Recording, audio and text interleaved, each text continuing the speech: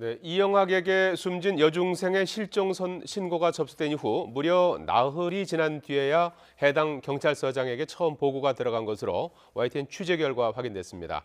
특히 피해 여중생이 이영학의 집에서 12시간 넘게 살아있었던 것으로 확인되면서 경찰의 늑장 대처 논란 더욱 커지고 있습니다.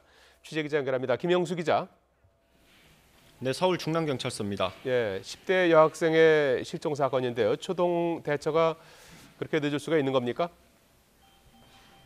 네, 피해 학생의 실종 신고가 접수된 건 지난달 30일 밤 11시 20분입니다. 하지만 관할인 서울 중랑경찰서장은 추석 당일인 지난 4일 오전 11시 30분에야 첫 보고를 받았습니다.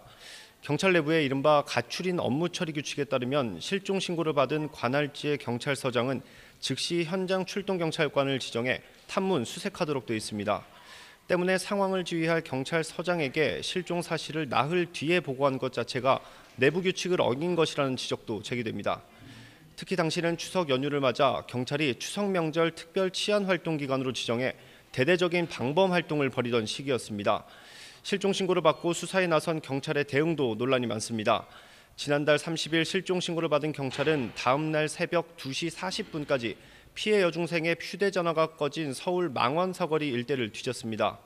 하지만 소득이 없자 퇴근한 뒤 오후에 다시 나온 담당 경찰들은 밤 9시 무렵 피해 여중생의 부모로부터 딸이 이영학의 집에 놀러 갔다는 사실을 전해 들었지만 역시 바로 수사를 시작하지 않았습니다. 심지어 다음 날인 지난 2일 오전 11시쯤 이영학의 집으로 찾아갔지만 인기척이 없고 방문이 잠겨 있다며 그대로 철수한 것으로 확인됐습니다.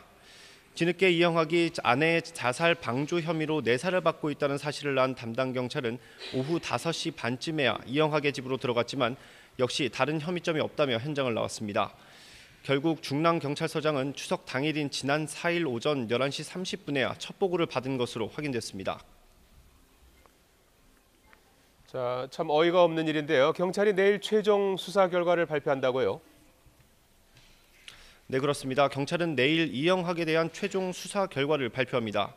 오늘 오후에는 이영학 수사에 프로파일러를 투입해 막바지 수사를 벌였는데요. 경찰은 프로파일링을 통해 피해자들의 성장 과정과 심리 상태 등을 확인하고 있다고 밝혔습니다. 이번 사건의 범행 동기를 밝혀내는데 이영학의 심리 상태가 중요하다고 판단한 것으로 보입니다. 앞서 이영학은 피해 학생이 딸과 초등학교 때부터 친한 사이였고 최근 숨진 아내가 평소 좋아하던 아이였다고 진술하기도 했습니다.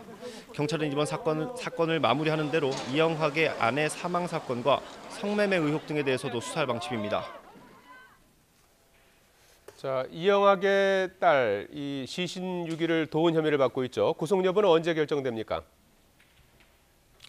네, 이영학의 딸의 구속 여부는 아직 결정되지 않았는데요.